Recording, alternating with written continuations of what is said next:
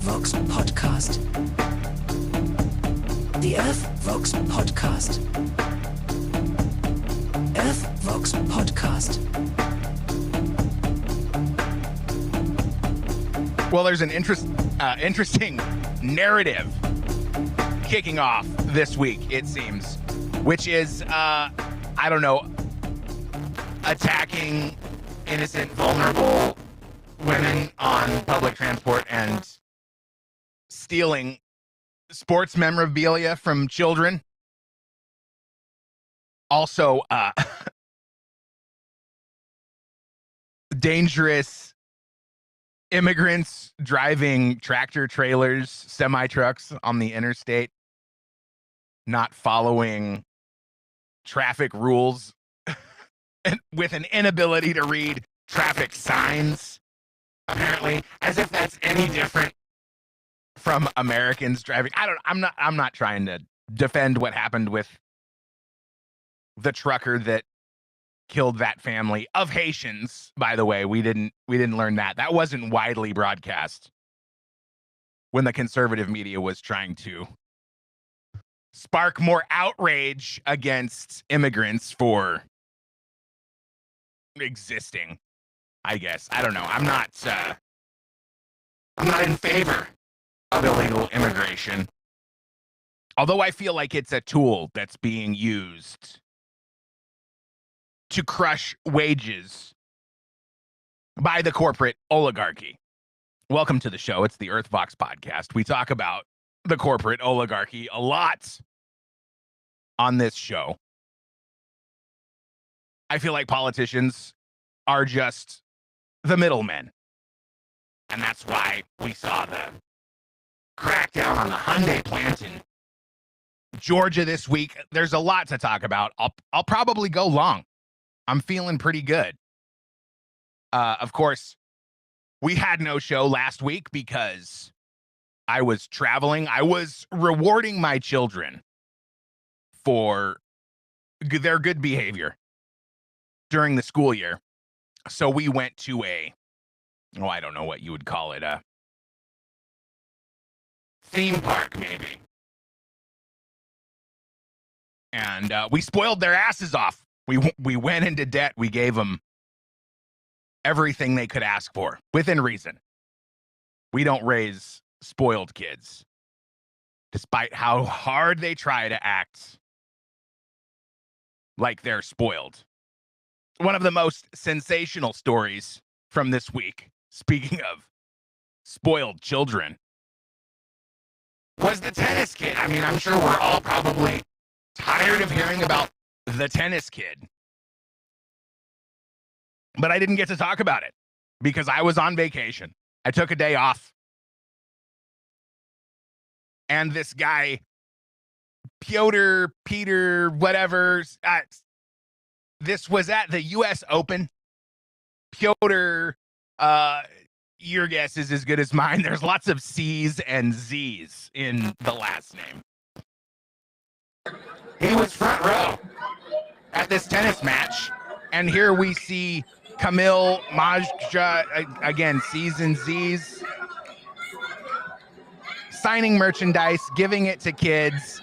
And this guy, Piotr Szizarek,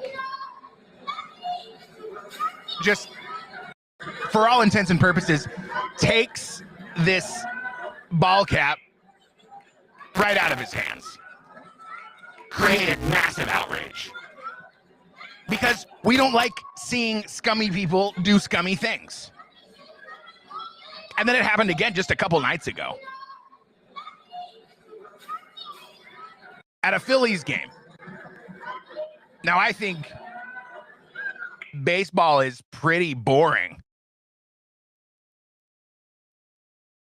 But this guy, whichever Phillies or Marlins player belted a home run into the stands, and we see, this is the best video that I've been able to find, and I searched. You can see the ball drops into the stands, maybe hits a guy in the leg. It's on the floor.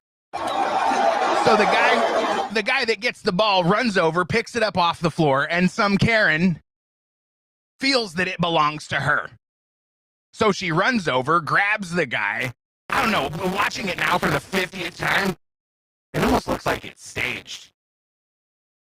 But this woman, Cheryl Johnson Wagner, or whatever her name is, has been mercilessly dragged online, and for good reason. Because we don't like it when scummy people do scummy things. And this is why the corporate oligarchy wants to control every aspect of media that we're allowed to ingest. Because this guy, Peter, right? I think that's what they were going for. It's all iterations of the same name. Peter, Pedro, Piotr. He owns a paving company in Poland.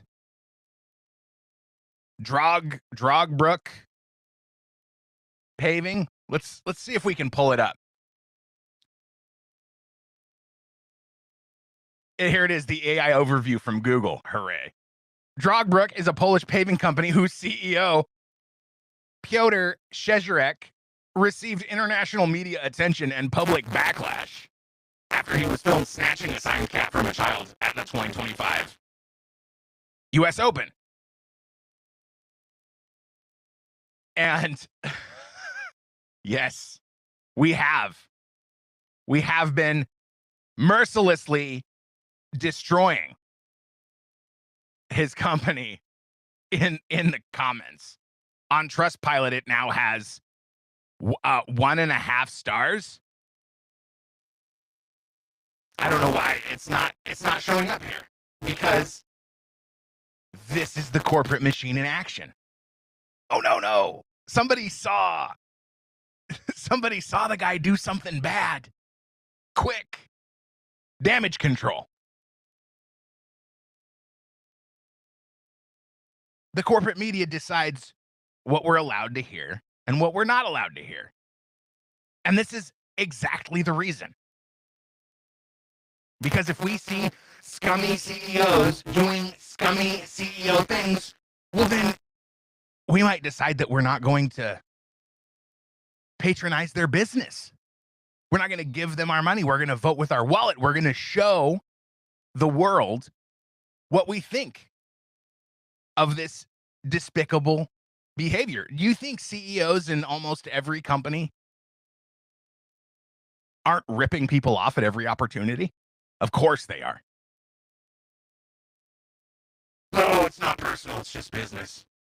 I don't know if Cheryl has a business, but if she did, it would be the stock price would be crashing. I promise. Found another pretty cool angle from the Phillies game, which is not loading for some magnificent reason. There we go. Must be a VPN or something. Let's check it out. You can hear her. You can hear what she says as she comes to accost the poor man who was trying to get a baseball souvenir for his child on his birthday, allegedly. You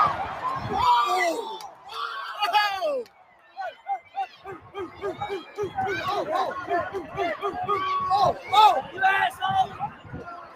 You fucking asshole! Oh no, that's. No, you took it from me. You took it from me. That was in my hands. She lies. That was in my hands. Right. No, you took it from me. You took it from me. It was in my hands. She lies. She lies. The guy was there in a split second. Not like it rolled around on the ground and then he decided, oh, I'm just going to go over there and grab it right in the nick of time before she can pick it up. She wasn't going to pick it up. It was in the row ahead of her. What would you do in that situation? That's what bothers me about this whole ordeal. She couldn't grab it. It was close to her. He ran over. I mean, basically, he was probably half a dozen seats over from where the ball actually landed. But he was on his feet. He was there in a split second. As soon as it hit the ground, but she felt entitled to it. So, of course, the dad does, in my estimation, exactly what he should have done, which is not make a scene, hand the ball over, and move on with his life. This has not been the popular opinion. The more sensational pundits are saying, oh, what a cuck. He should have kept the ball. He should have, I don't know what. What should he have done? People that are not in favor of him doing the right thing and just handing the ball over and ending the confrontation? Should he have put it? I mean, what was she going to do? If he says no, piss off, is she just going to go, oh, okay, I guess I'll just go back to my seats? White-haired Karen Biden voter? Harris supporter? No. We know that's not how these people behave. She would proceed to try to take the ball from the child. And I don't know about you, but if somebody tried to put their hands on my child, they would immediately regret it. So let's say he does that. Let's say he doesn't give up the ball.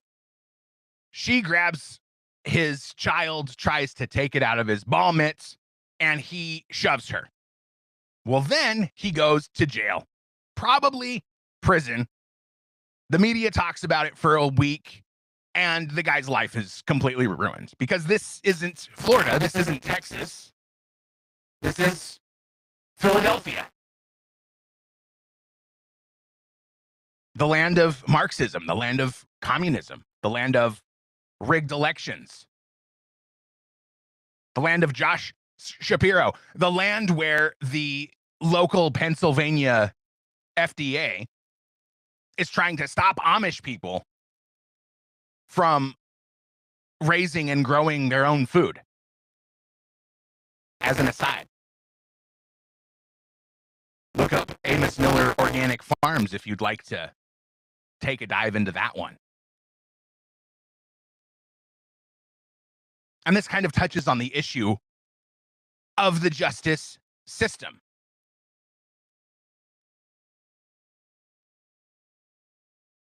What happens when you defend yourself? Should you go to jail? Watch this video of a guy on a subway punching a woman in the face. Just in the face. It's out of context.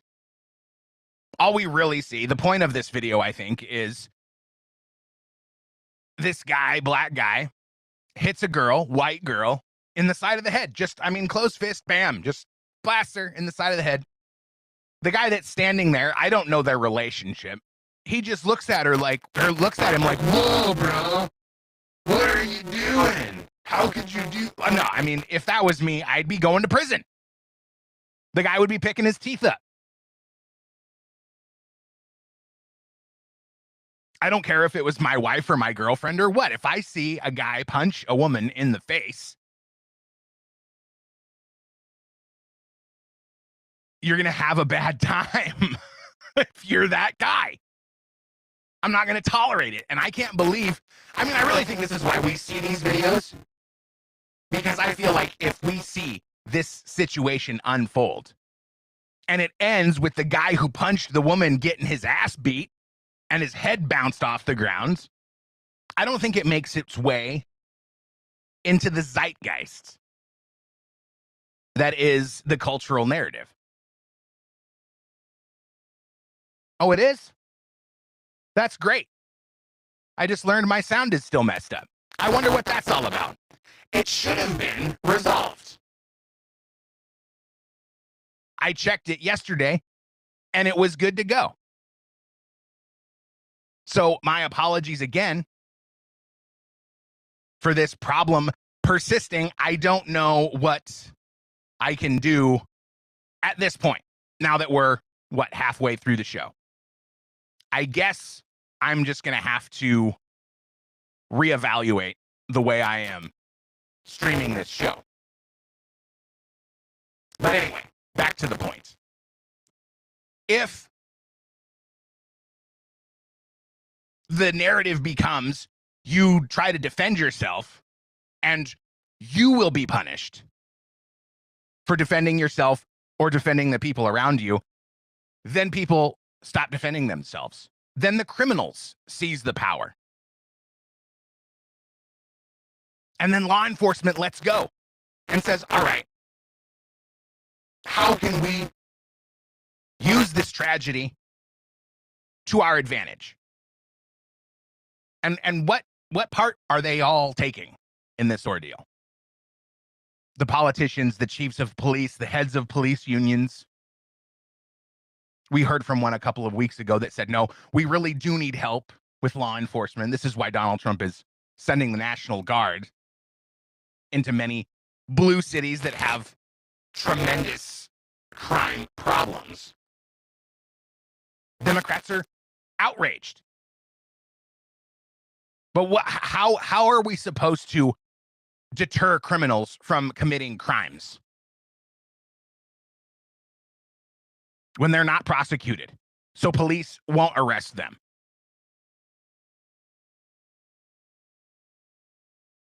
And then crime statistics are manipulated because if people aren't calling in the crimes and the police aren't making the arrests and the prosecutors aren't prosecuting the criminals, boy, it sure looks like crime is improving. But Donald Trump's no dummy. He knows what's going on. So he suggested mobilizing the National Guard into these cities to facilitate and deter. He's facilitating the police in doing their jobs and deterring crime from happening by having the National Guard on the streets in Baltimore, Chicago, Los Angeles, New Orleans, New York City, Oakland, Portland, Washington, D.C. It's kind of interesting. I asked Rock to give me a rundown. Just tell me what cities is Trump suggesting. And he only gave me a partial list because I had heard several days ago that Portland had made its way onto that list of cities that Trump was eyeing activating the National Guard. And I said, hey, what about Portland? Why didn't you put Portland on the list? And it said, oh, you're right. Portland is in there. So this is why when you're using AI, you got to double check the information that it's given you.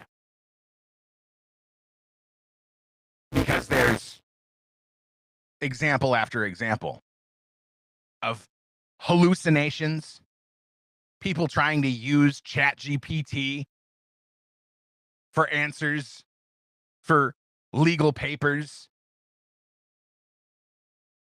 And it's causing big problems for the people that are dumb enough to trust implicitly these large language models to give them the answers to all the questions, to cite the legal precedents justifying, whatever cases or prosecutions or defenses these, interns are trying to cite. It's disappointing and embarrassing. I almost feel personally embarrassed when I catch these AIs, these large language models, creating these hallucinations. It was one of the things that this was supposed to be revamped, almost like a new season kind of episode here. I'm coming back from vacation. I got a new song intro. I was going to have a new backdrop for the camera, but the AI couldn't do it for me. And this is why I think we hear people who are roundly ridiculed when they try to suggest that AI isn't as great as everyone claims it to be. And by everyone, I mean the oligarchy. the corporations that are heavily invested in AI products, what do? They use their corporate media mouthpieces to tell us all how great artificial intelligence is, because this gives them a way to predict our behavior. So Trump sends the National Guard into blue cities, and how do you think the Democrats reacted? Oh, yeah. Big mad. They do not appreciate it one bit. There's a rumor that Brandon Davis, the mayor of Chicago, Brendan Davis, sorry, I believe. Why do I feel like that's wrong? Help.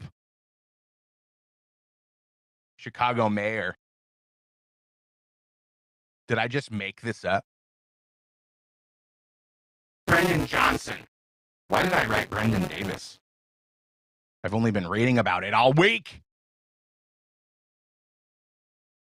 Brendan, you know what? I'm just going to fix it in my notes. There's a rumor that he's the mayor of Chicago has mobilized his salt trucks. Although I can't find any actual verifiable proof that this is going on. It wouldn't surprise. Oh, it's been community noted now. Let's see what it says. This video depicts the Taste of Chicago 2025. Wow, the Taste of Chicago features salt trucks. After the New Orleans van attack, Chicago has been utilizing salt trucks to form physical barriers at places when significant events are happening to stop cars from being able to drive into the park, not to hinder ICE operations. So what does that sound like to you? Does that sound like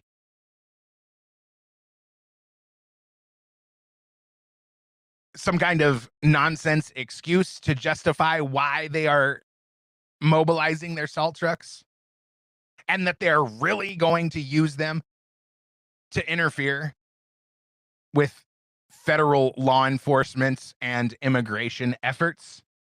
Do you trust them? Do you trust them not to? Do you trust them to honor the wishes of the government that we all elected 7-8 months ago? Oh God, it's September. It's longer than that now. Jeez. Maybe it's true. Maybe it's not true. But it's interesting. And after all we've learned about the obstruction that the Democrats have engaged in on these Trump policies, on immigration, on law enforcement, things that we all want, reasons that we elected the people that we elected. I mean, they've been obstructing the whole way and trying to distract. And I'm really disappointed in conservative media as well, which just shows you there is a corporate narrative, there is a corporate agenda, and left and right are both happy to participate. Because what is conservative media and liberal media talking about nonstop? Epstein. And what's the other one? Oh yeah, Russia. Russian collusion. I haven't engaged with any of that. Because we know all of those stories.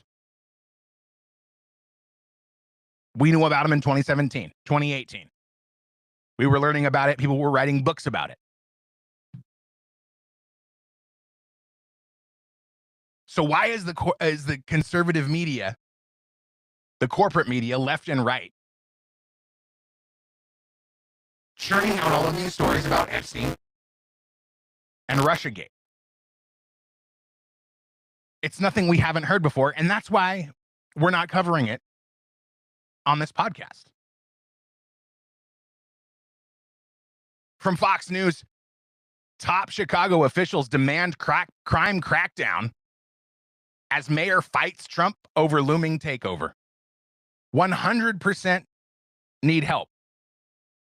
Independent Alderman Nicholas Sposito was quoted when asked about Donald Trump sending National Guard into Chicago to clean up the crime.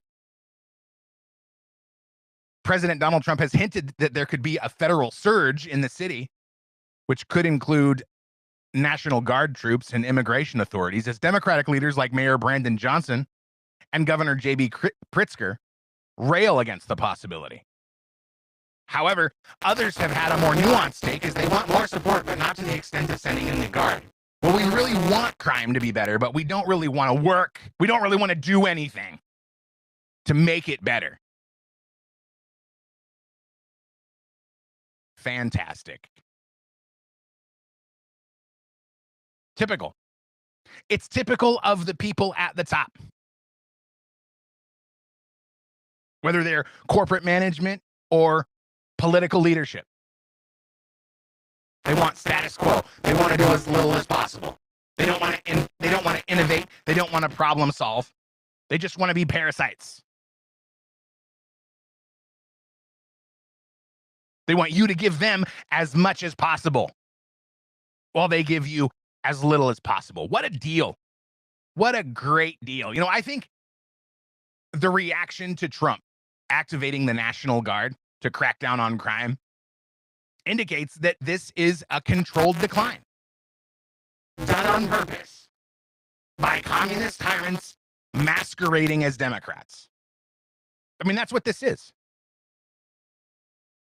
It's right out of the Cloward Piven strategy to overthrow capitalist governments, democratic governments, Republican governments.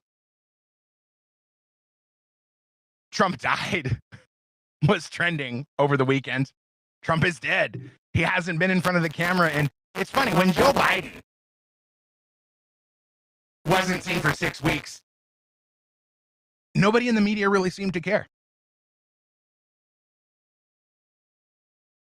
But Donald Trump takes 3 days off and, oh, he's dead. He's in the hospital. He's been, we need a welfare check. 25th Amendment. Somebody, come on, JD. JD and Brian Krasenstein, or maybe it was Ed Krasenstein, one of the stupid Krasensteins, were arguing on X because Donald Trump bombed narco terrorists in their boat while they were trying to allegedly smuggle drugs or people. Democrats were outraged about that too. Even though he's designated these South American drug cartels as terrorist organizations. It's the same thing that was going on in Afghanistan and the Middle East for 20 years that nobody had any problem with. Nobody had any problem. Nobody in the media, anyway. With president after president bombing the shit out of the Middle East. But when it's Venezuelan traffickers, it's a big problem. Isn't it weird how things reverse each time the other party seizes power? I remember when Donald Trump lost in 2020. It's like the Democrats and the conservatives just exchanged talking points. Then the Republicans were outraged about the very same things that the Democrats were outraged when Donald Trump was a president. What a coincidence.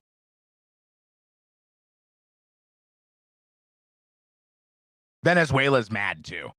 They say they're going to retaliate or whatever, some flaccid, really non-threatening kind of that's what they said. We will respond. We will respond to Trump. What are you going to do? You're going to attack us? You're going to start a war? While we deal with maybe if you did something about the narcos running rampant all over your continent, then maybe the United States wouldn't have to. It makes me wonder about the CIA. Because sort of the mainstream political response has been outraged. And we know the CIA has liaisons in the media, in Hollywood, in everywhere. They're controlling the narrative. So I wonder how much the CIA is involved in Venezuelan drug trade. The Democrats are really mad about it. How much money are they getting from Venezuelan narcos? How much of that money is being used to subvert our government? I mean, these guys came to our country and took over territory.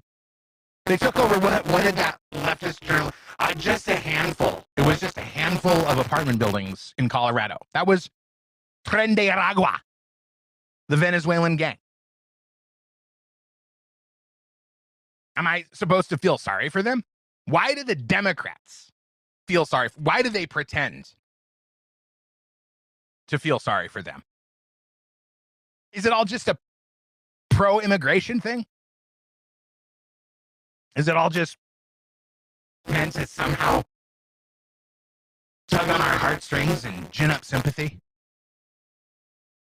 We're supposed to feel sorry for these narco terrorists that are now being destroyed, that are now being thrown out of the country, while the Democrats kick and scream and judges try to obstruct.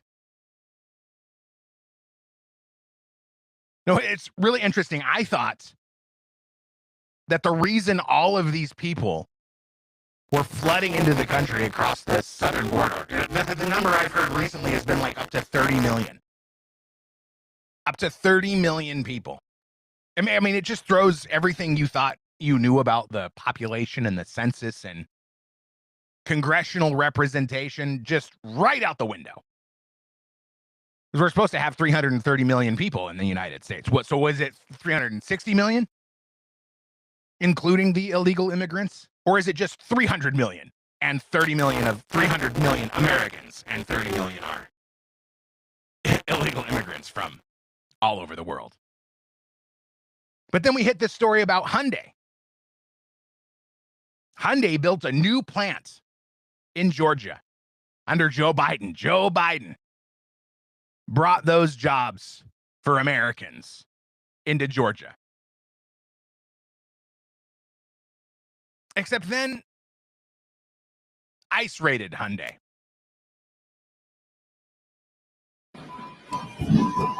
And arrested 475 illegal immigrants. And I did some digging. We're going to get into this because this is really interesting. Right Angle News Network writes on X, breaking, it has been revealed that the Hyundai battery plant raided in Georgia, being operated almost entirely by illegals, is the same facility built with $5 billion as part of a Biden administration investment to bring jobs back to Americans. 475 illegal immigrants arrested in Georgia, working at the Hyundai battery plant. So I thought, were they, what was their ethnicity? I mean, that's immediately what I wanted to know. Were they Haitian, Venezuelan, Nicaraguan, Mexican? No, they were South Korean. Almost all of them. South Korean immigrants. And this really just got the wheels turning for me. So Hyundai said, we can't afford to pay Americans to build Hyundai in America. How did this deal go down? Joe Biden said, build the plant here, make me look good, and we'll look the other way when you bring in 500 South Koreans to do the job. But why would Hyundai import South Koreans to do the work? Well, it turns out Hyundai employees in South Korea are much more expensive than Hyundai employees in the United States. See, in South Korea, Hyundai employees make about 70 grand a year.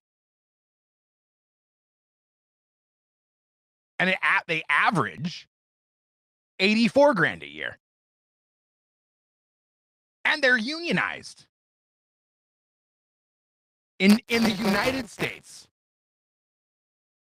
entry-level production workers start at $22.40 per hour. Half. That's half what a Hyundai employee costs in South Korea. And these are, I'm assuming, legal residents that are earning this $22.40 an hour. By the way, do you know that $22.40 an hour today equates to only about $17 an hour in 2018?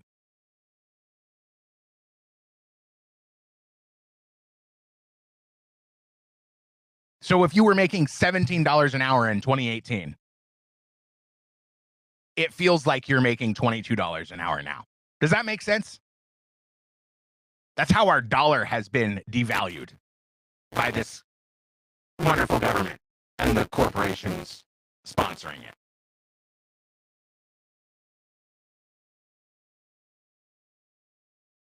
So this is the game. This is exactly what the United States does with its corporations, sending them to Mexico and China and India and Malaysia. Joe Biden offered the South Korean company Hyundai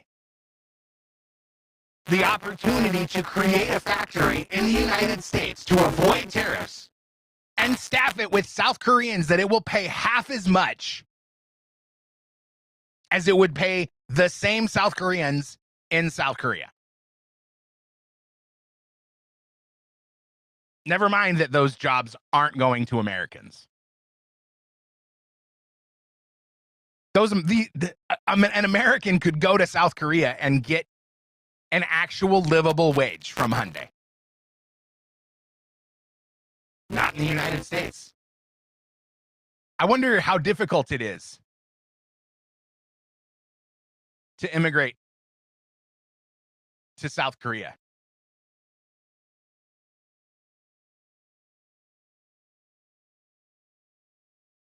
How difficult is it to immigrate to South Korea as an American?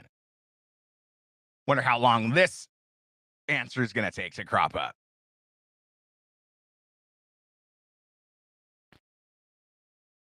You can do an employment visa. You can do an investor visa. And it's just going on and on. Digital nomad visa, permanent residency.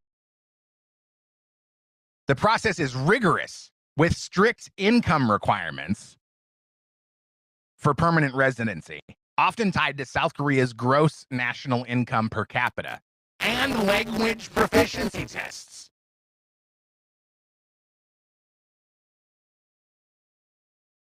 Immigration, we'll just read the conclusion. Immigration to South Korea as an American is moderately difficult but feasible with proper planning. The easiest path is through an employment visa.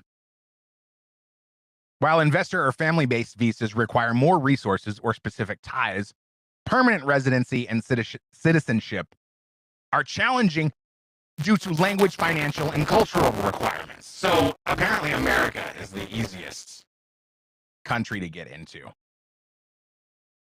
because this is how they're trying to get around the tariffs. So they'll build their factory in the United States and then staff it almost entirely with illegal immigrants. So they get the best of both worlds. They can evade the tariffs and they can have cheap labor. I'm sure there were brown illegal immigrants working in that plant as well. I mean, can we really trust the media to tell us? Can I trust Grok to tell me, give me all the unpoliticized details? No, Grok spews political propaganda just as much as the mainstream media. And you think Google is bad.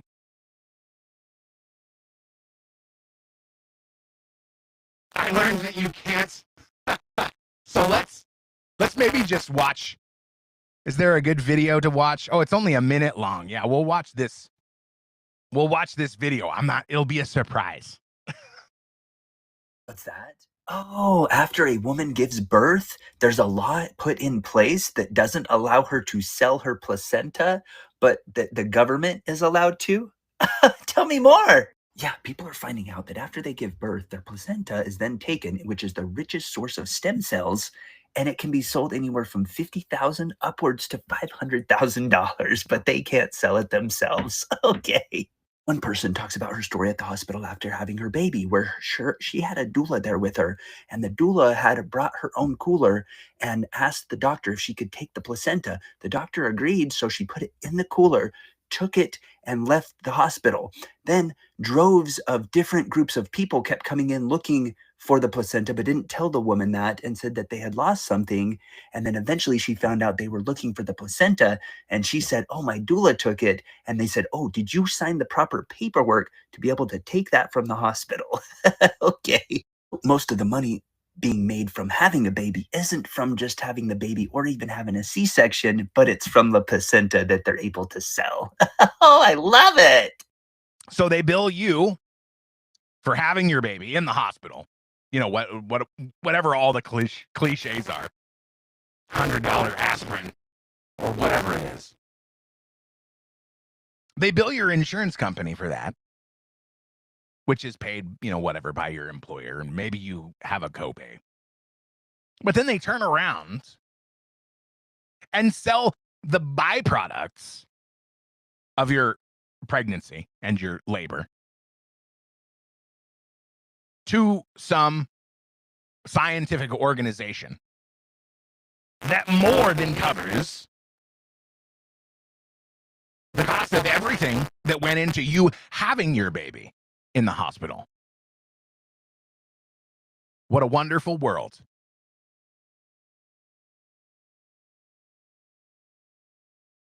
I wonder who came up with that idea. Was that politicians, you think?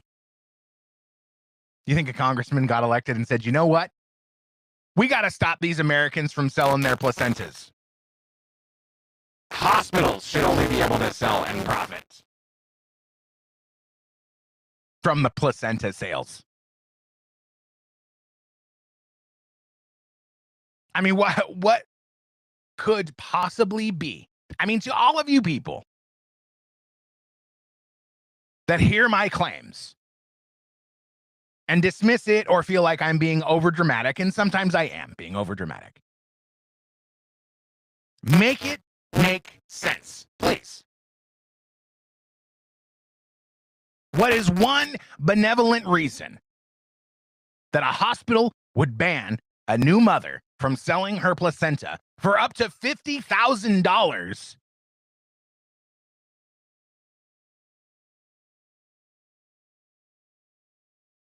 and instead let the hospital sell it to a corporation and pocket that money? What's one good reason? The hospital could just as easily facilitate the sale for a percentage and say, "Hey, mom, congratulations on your new baby. We sold your placenta. Here's $10,000. But no, we can't live in that world. I saw a video of Kanye talking to Joe Rogan and explaining, in his opinion, his wild and crazy opinions, that the economic system is really about status quo. Making the poor people poorer and the rich people richer. And also not making more rich people. So that means if you fall into the middle class, you better watch out, baby. They're coming for your class. Cracker Barrel ultimately decided not to change its logo, further proving that it was just what they call rage marketing, which I learned about after the fact. Yeah, it's where you make a controversial decision with your company, and then all of the public that thinks they somehow have a say in what you do with your company is outraged and talking about it in the media for a week, and then you reverse the decision, and everybody says, "Oh, okay, well, you better not." And then Cracker Barrel gets a week of free advertising in the mainstream media that benefits who? Oh, that's right. BlackRock, Vanguard, and State Street, basically the, investment firms responsible for all of the problems that we're suffering. I mean, I swear you can track the financial beneficiaries of all the problems that we're facing and realize, wow, BlackRock and Vanguard are making money hand over fist in this deal. In one way or another. I think about autism. Nobody wants to admit that certain pharmaceutical interventions given to children when they're very small are contributing to autism rates. But then you learn that, autistic people are on 3 different prescriptions on average. And there's been some crazy discoveries in terms of autism treatments. And this is the kind of thing that RFK Jr. is heading up in his role as Secretary of Health and Human Services. Here's a quick video he put out on X earlier this week, shared by Eric Doherty. Hey, everybody. I'm Robert F. Kennedy Jr., your Hi, HHS Robert. Secretary. Today, the Trump administration is demanding bold reform in our medical education system. I'm leading a team at HHS with the support of Secretary McMahon at the Department of Education that targets a situation that everyone has long recognized as wrong, but no one has yet had the gumption to fix. It's the woeful lack of nutrition education in medicine. Poor diet drives America's chronic disease crisis, fueling 7 of our 10 deadliest conditions. Each year, it claims an estimated 1 million American lives through diet-related illnesses. Meanwhile, we pour more than $4 trillion annually into treating these preventable diseases, and we continue to graduate physicians unprepared to confront their root cause. The good news is that diet not only causes these conditions, it can also prevent and reverse them. But for too long, we've instead analyzed the chronic disease crisis, commissioned studies, and pontificated about the importance of nutrition without taking any meaningful action. Recent data reveals a critical disconnect. Although all medical schools claim to include nutrition in their curricula, most medical students report receiving no formal nutrition education throughout their entire training. This leads to a troubling reality. Most medical students recognize nutrition as necessary. Nearly all medical residents are asked to counsel patients about nutrition, but fewer than a quarter of practicing physicians feel adequately prepared to provide nutrition advice. We can reverse the chronic disease epidemic simply by changing our diets and lifestyles. But to do that, we need nutrition to be a basic part of every doctor's training. We'll start by embedding nutrition directly into college pre-med programs and testing it on the MCAT. Every future physician should master the language of prevention before they even touch a stethoscope. Under President Trump's leadership, we are going to systematically transform nutrition education throughout American medicine. For more than 200 of America's medical schools, 13,000 residency and fellowship programs, and ultimately each of the nation's 1.1 million practicing physicians. In the future, doctors won't just prescribe drugs, they'll be able to prescribe diets as well. By confidently screening for diet-related diseases and collaborating with nutrition experts to recommend food-based solutions. Our reforms will save our country hundreds of billions of dollars and prevent millions of debilitating chronic diseases. This is an approach that is both radical and common sense. We're going to reconnect medicine with its roots. Hippocrates, the father of medicine, said, "Let food be thy medicine and medicine be thy food." His advice remains true today, and we're bringing back food to its proper place in medicine. Produced by the U.S. Department of Health and Human Services. So why hasn't this been done all along? Why haven't doctors and nurses been trained in nutritional remedies from day one? Well, on one hand, you may notice that natural remedies, vitamins and dandelion tea and naturopathic remedies, well, they don't work as well. I don't want to say as well because it's a misrepresentation. When you take a pill, it works in 30 minutes. When you take herbs, it can take a week or longer to start noticing a difference. So Big Pharma capitalizes.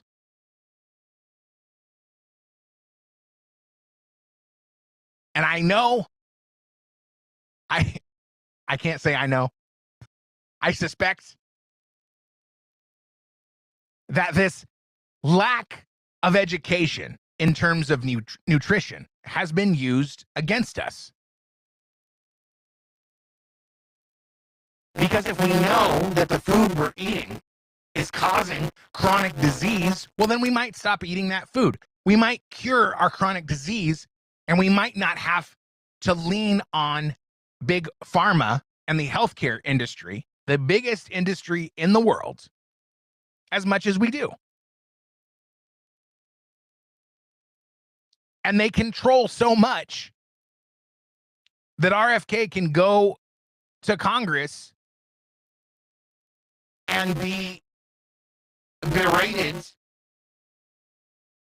by this self-righteous congressman for doing all of these things that Big Pharma hates and no one else, except for the people that Big Pharma pays.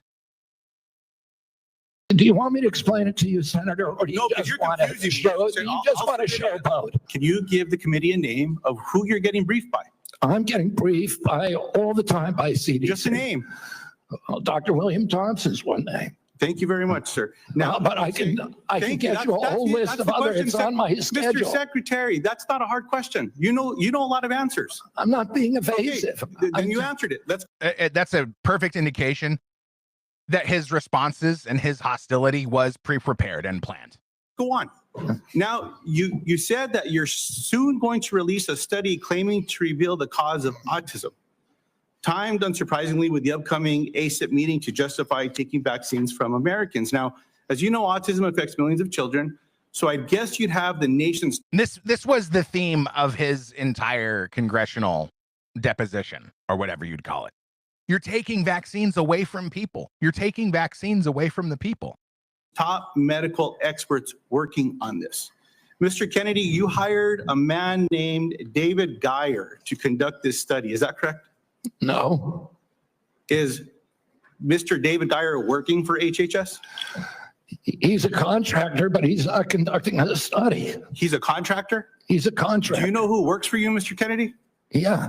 Do you know that Mr. Geyer is listed as a HHS on the employee directory as a senior data analyst, not a contractor? He's a contractor. He's not an SGE. So is your website wrong? He's not an SGE. I don't know. Is Robert Kennedy responsible for updating the HHS website? What I'm going to pull up the website for you.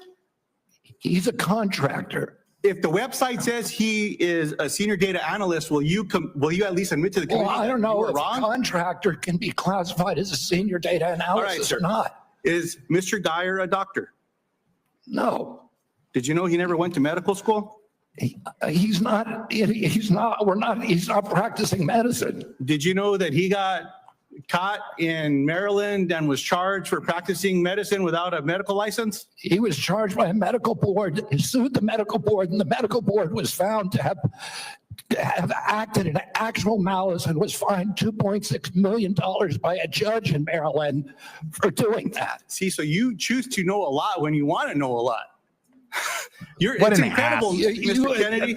Senator, you're incredible. ridiculous. So here's the question I have. You brought him in to do this study. I think there's no question I about it. told you he's not doing a study. Is he participating in the study? No, what Is he he's doing doing. any analysis in regards to this? This is what we pay for. This guy's making 180 grand a year, like baseline. And he probably gets paid more for doing these kind of things. Not to mention all of the campaign contributions that he rakes in from these pharmaceutical companies. Because vaccines during COVID, Moderna's profits were driven almost 100% by COVID vaccines.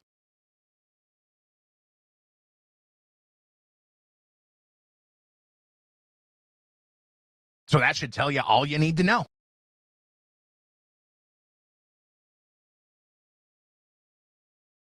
So they put together their pre-planned responses and go to drag Robert Kennedy, make him seem like a fool, make him seem like he doesn't know what he's doing. Does that sound familiar? Showboating. And he called him out. He called him out for showboating right to his face. Because that's what's going on. It's a dog and pony show. And they definitely don't want us to know all of the harmful effects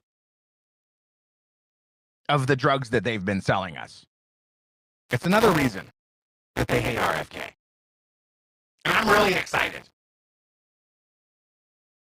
for the reports on all of the adverse behavioral effects that come from SSRIs, medication used to treat depression and anxiety, and hormone blockers.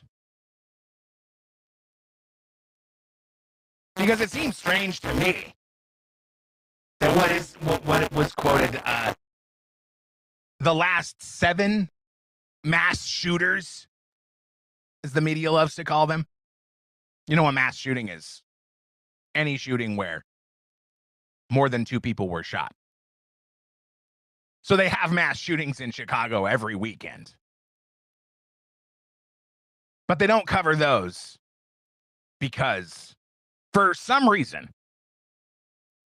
that I could hypothesize on for hours, the massive population centers need to be destroyed. And a big part of facilitating the controlled demolition of Western culture, because it's not just the United States, but in the United States specifically, we got to get rid of the guns. And I don't know why it continues to happen, and I don't know why the last 7 mass shooters that the media has seen fit to cover have all been trans. But none of the reasons that I can come up with are good, and they don't really sound sane either. But we had another mass shooting. We had another crazy person go to a school and kill a bunch of kids. And I found this headline to be particularly outrageous because the initial reporting was that, he was dispatched quickly. But this headline from Just the News, the Minneapolis shooter fired 116 rifle rounds at children attending Catholic Mass, police chief says. 116 rifle rounds. I mean, it wouldn't take long. But if you're firing 116 rifle rounds, call me crazy. You're not exactly dispatched quickly. The article by Charlotte Hazard, the transgender shooter who opened fire through the windows of Annunciation Catholic Church in Minneapolis, fired 116 rifle rounds at children who he wanted to watch suffer authorities said Thursday. The shooting took place on Wednesday when students from the church's school were attending mass. 2 children were killed and 18 others were injured, including 15 children. Minneapolis Police Chief Brian O'Hara said during a press conference that investigators recovered 116 rifle rounds and 1 bullet from a live handgun. Whatever that means. Quote, that appears to have malfunctioned and gotten stuck in the chamber of his weapon. Why is the solution take the guns away? And why did this guy get to fire 116 rounds before somebody stopped him?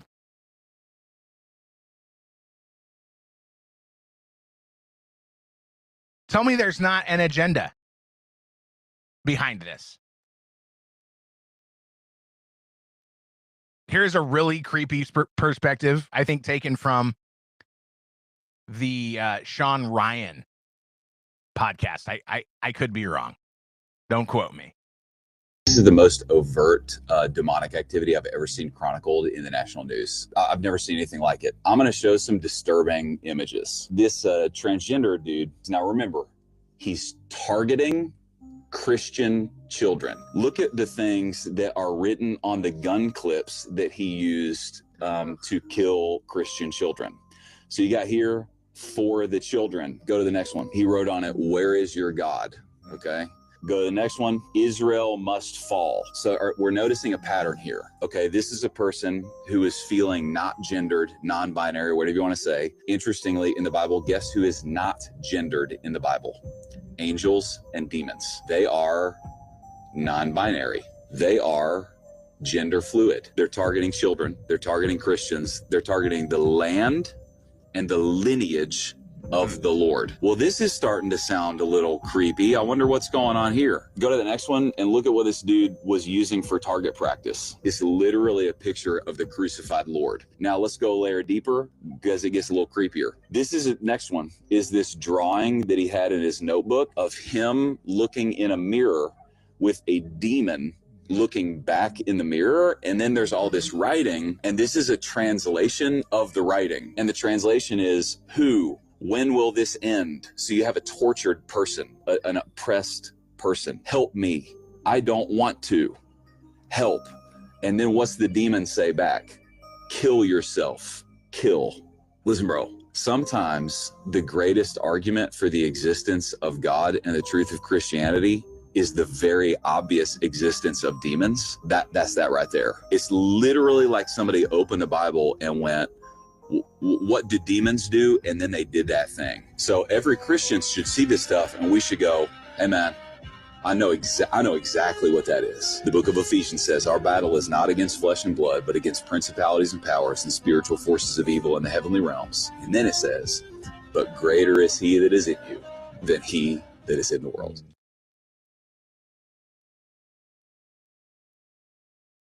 I mean, it's a pretty crazy explanation.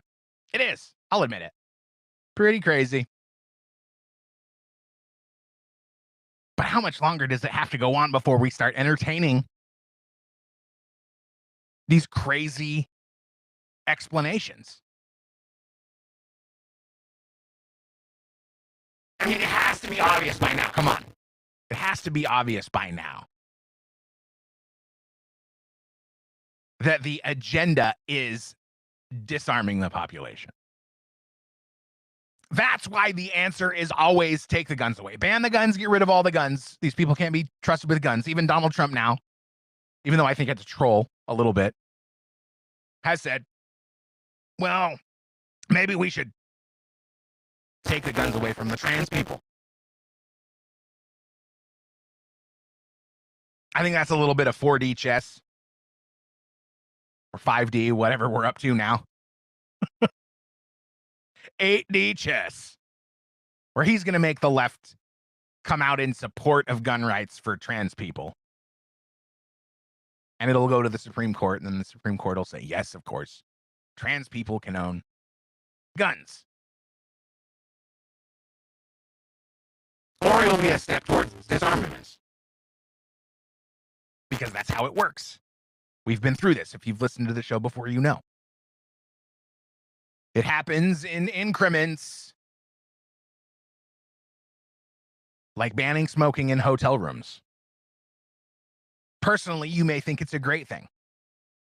But the way hotel rooms work within the law is that when you rent a hotel room, that becomes your private property. I learned about this by listening to the Lars Larson show when I was probably, well, I don't know. It's not like it was harmful content. But, oh, also, by the way, I happened to notice that I said the drummer for Metallica was Lars Larson, which is great. It's probably why. I need another person in the room to tap me on the shoulder and say, hey, you just said Lars Larson was the drummer for Metallica? The Oregon political news talk show host, not the Danish heavy metal drummer, Lars Ulrich. Anyway, I laughed to myself and rolled my eyes and thought, well, I should probably bring that up. They just take a little piece. It starts with saying you can't smoke in your hotel room, and it ends with you'll own nothing and you'll be happy.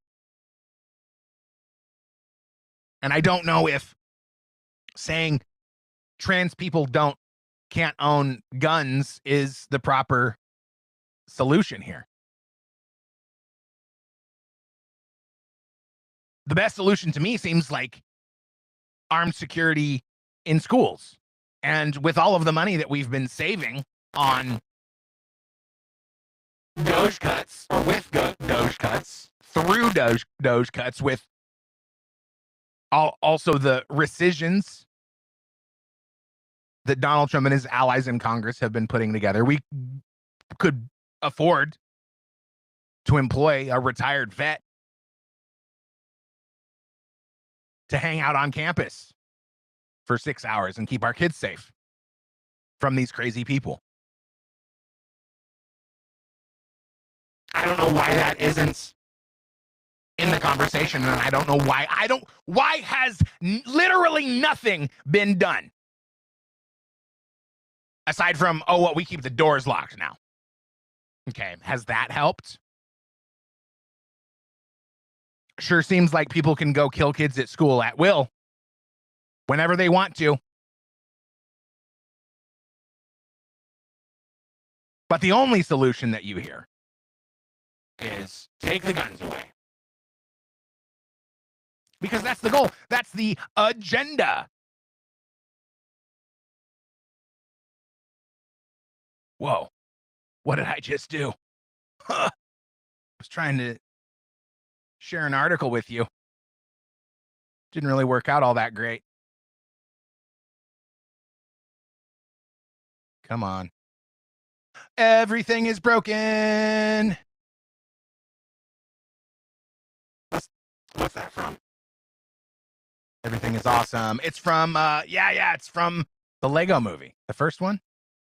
I don't know. I bring you this evidence on the gun control propaganda from yournews.com. Not my news, your news. Reports FBI undercounted armed civilians stopping mass shooters. New research finds civilians thwarted more than 1/3 of active shooter incidents since 2014, far higher than FBI figures suggest. Now, why in the world would the FBI be manipulating statistics that suggest it's a good thing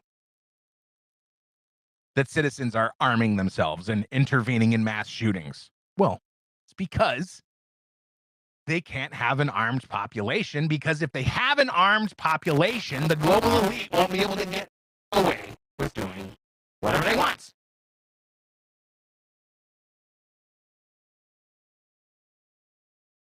And as the tension rises, the more calls for gun control we will have. In other horrible news, I want to talk about this story. It's a terrible story. Oh, and I also forgot to cover the Actual crazy person that killed a Ukrainian refugee on the train, on the bus. It's completely unprovoked. The headline from the New York Post: haunting video shows homeless ex-con allegedly kill Ukrainian refugee on North Carolina train. She was sitting in front of him. He just stabbed and killed her.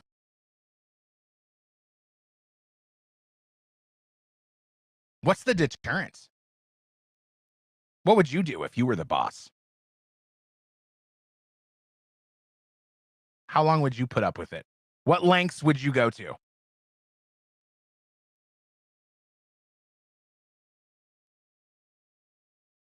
death penalty.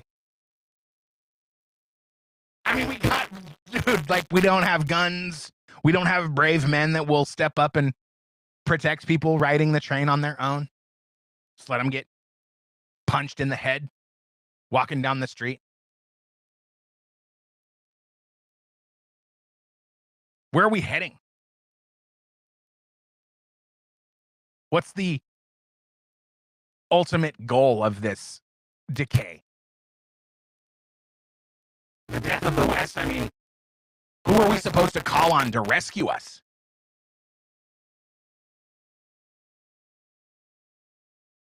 And what's the move? What does the oligarchy want us to do? Nothing? Do they want us to do nothing?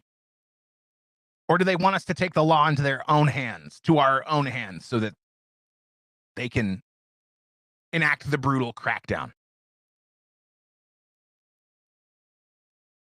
Maybe you saw or heard. the story about the teenagers that threw a rock off of an overpass and killed a woman riding in the car, a 17-year-old grandmother. Teenagers who Thought it was great fun. No big deal. thought they were going to get away with it because they were underage. Just killed a lady, devastated their family. Her husband was sitting in the car next to her. Had to watch her die right in front of him. And the kids laughed in court. Thought it was no big deal.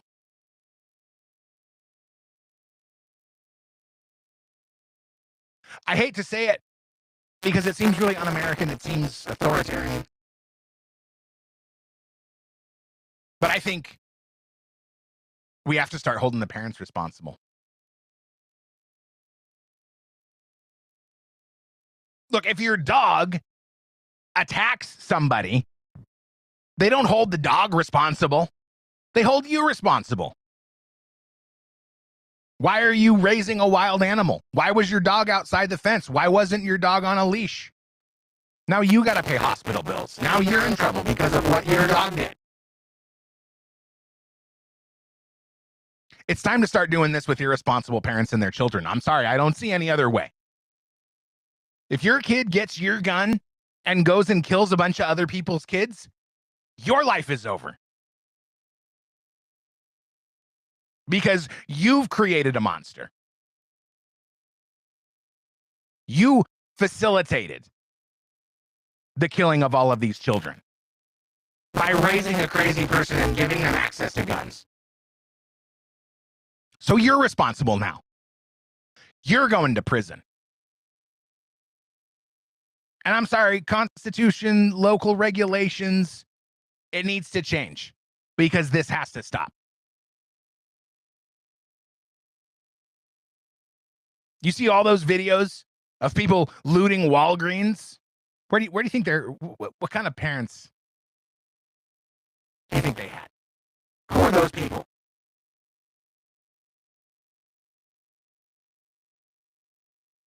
We got to have deterrent or it's going to keep happening. That's my best idea. What's yours?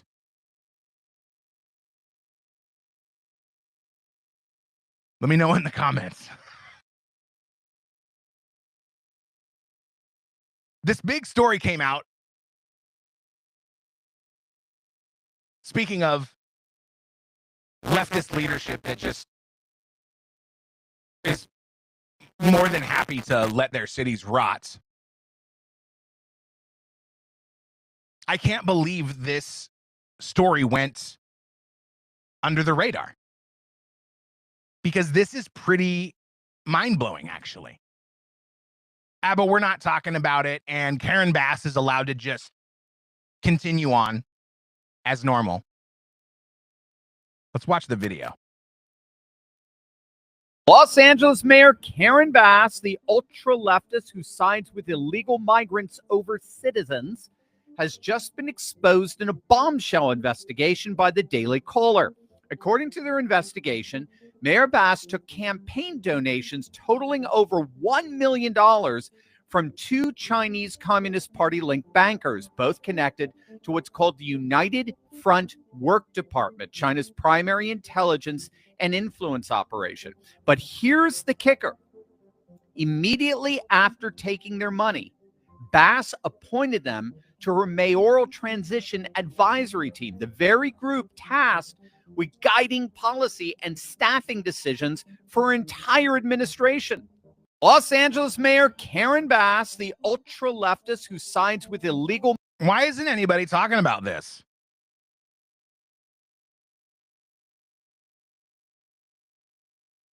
She literally took donations from CCP-linked businessmen and then put them on her staff.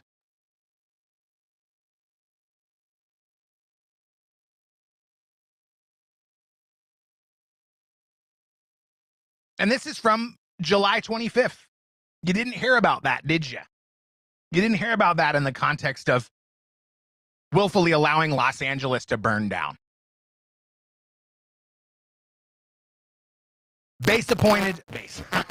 Karen Bass, appointed Dominic Ng, CEO of East West Bank, and Simon Pang, co-founder of Royal Business Bank, to her mayoral transition advisory team in December 2022, according to the city of Los Angeles.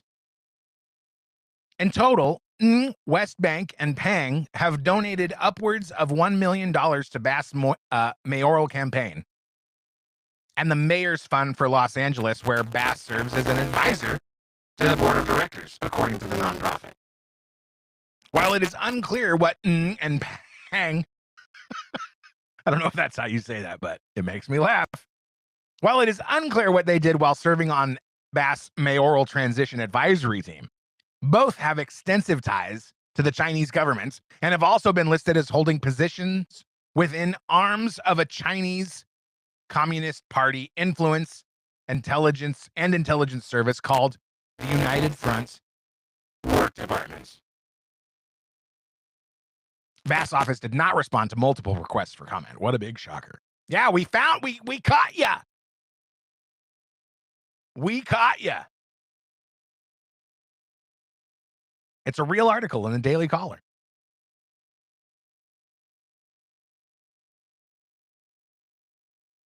So why would we ignore these obvious ties between Los Angeles leadership and the Chinese Communist Party? Why would we do that? And if Karen Bass is involved, how involved do you think Gavin Newsom is involved? How involved are other local leaders in states? And probably federal congressmen as well. How involved are they with the CCP? Do you think it's just happening in Los Angeles? I don't think it's not just happening in Los Angeles any more than this travesty that was just discovered in Australia. Why aren't my buttons working? Good Lord.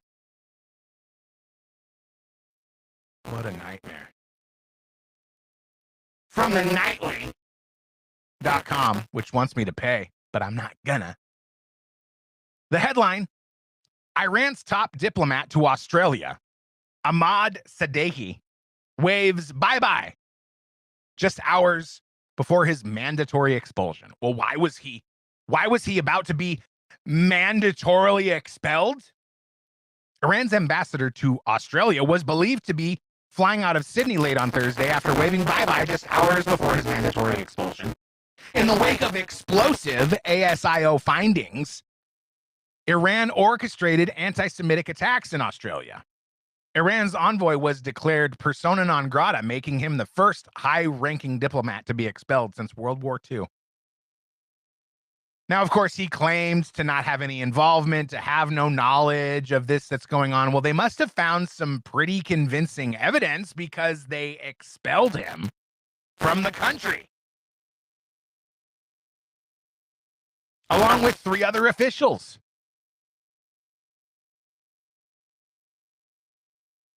They did that just because they didn't like the guy, or they did that because they caught him. Prime Minister Anthony Albanese on Tuesday revealed he would take the extraordinary step of booting the Iranian ambassador at a press conference flanked by Foreign Affairs Minister Penny Wong and ASIO Director General Mike Burgess.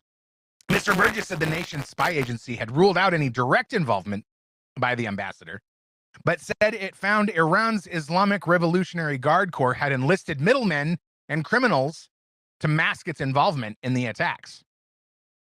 It included the firebombing of Melbourne's Adas Synagogue in December and a fire on a Bondi deli in October.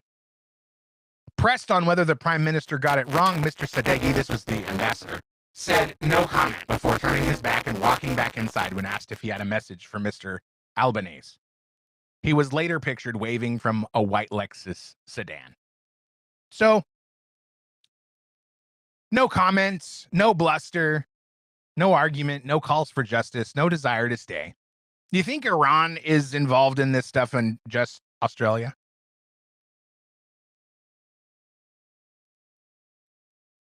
I don't. I think Iran is part of an axis of evil that is working tirelessly to destroy the West. That's why we're seeing the decay that we're seeing. It's Iran, it's China, it's intelligence. And elements in the United States have been funding it. From @leading report on X, breaking U.S. Secretary of State Marco Rubio has announced he is handing U.S. aid over to the Office of Management and Budget to oversee the closeout of the agency. Why? Oh, because they've been financing the decline of the United States? They've been financing the decline of the wider Western world. Further evidence by Gavin Newsom looking up ways. He's looking up ways to give away all that burned up land in the Palisades in Malibu in Southern California. Yep, from the Washington Free Beacon. Gavin Newsom's agricultural equity advisors prepare plan to redistribute farmland to racial minorities. How has that worked out previously? It's not just farmland. It's Palisades. It's Malibu. All of these corporate oligarchs, they want to seize up this burned land, and they're going to do it by manipulating the city of Los Angeles, the Coastal Commission, to make it nearly impossible for people to rebuild their homes so that they give up and say, okay, we'll sell it to you. We'll sell it to you, BlackRock. We'll sell it to you at a massive discount because what used to be a $30 million home is now an empty lot that probably has homeless people camped out on it now. That was one of the first developments. Once the rubble was cleared away, the homeless tents started popping up. And I'm sure you'll be shocked to learn that law enforcement and government were absolutely useless in helping these homeowners evict the trespassers. Because why? Well, it's the decline. It's the controlled decline of Western civilization. But people are getting the hint. They're figuring it out.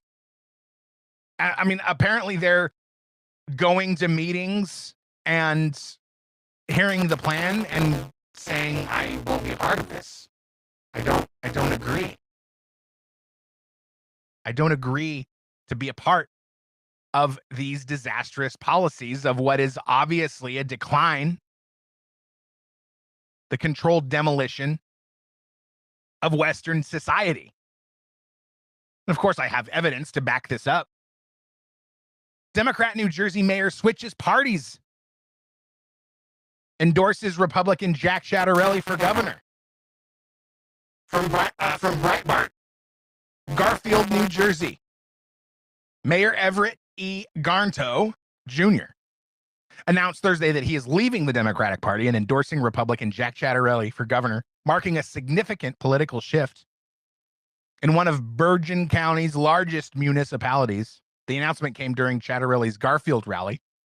Michael Casey, New Jersey State Director for Early Vote Action, reported on X that the rally was, quote, standing room only, as hundreds of Garfield residents were in attendance, calling it a major endorsement for Jack in a city that has been a long time Democrat stronghold. Now, this is definitely a win, but I don't like it. I think I'm happy to have another Democrat leave the Democrat Party. It's been happening a lot. But I think if you hold public office and you were elected, I think you need to resign whatever office you hold if you decide that you're going to switch parties, because it isn't fair to the voters. And I know the Democrats are a disaster. I'm not talking about yesterday. I'm talking about the future. It isn't fair to voters. I mean, what if you elected a Republican and they just switched parties a couple months later? How would you feel? You'd be outraged. It's not fair. It's not fair to the voters. It's not fair for people to think they're voting for Democrat policies, to have this Democrat politician turn around and say, oh, I'm a Republican now. Sorry, everyone that voted for me. Sorry, everyone that wanted Democrat policies. See, I don't believe that the majority of Democrats are Radical leftists anymore. I think many of them that still support the radical agenda are they're just too afraid to admit that they don't support it anymore. And I don't excuse them for that. But we need to return to sanity. We need to stop going further to the fringes and further to the extremes. We got to be sensible. We got to be fair, because the world isn't fair. so we got to do our best to make it fair. We gotta. We don't have a choice. I mean, we're the stewards. We're the stewards of the world. We got to try to make it fair. We got to try to make it fair for everyone, because we have monstrous corporate oligarchies that are trying to take everything for themselves. So we need to do our best to right the wrongs. So reach out to me. Tell me what you think. I certainly could use help. If you want to pitch in, send me an email, therealearthvox@protonmail.com. You can also follow me at earthvox on X. Search me out on Reddit or any other corner of the internet. I am Earthvox everywhere. Thank you very much for joining. Please hit the like button, subscribe, leave me a nice rate and review on Apple Podcasts, Spotify, or wherever you listen to your podcasts.